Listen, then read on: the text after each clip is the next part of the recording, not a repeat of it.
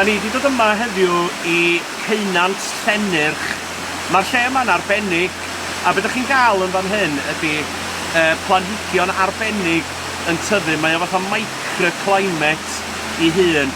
Dwi ddim wedi bod yma ers dipyn o flynyddoedd i ddweud y gwir, ond fel ydych chi'n gweld tu ôl i fi, rhaid ddu di hon.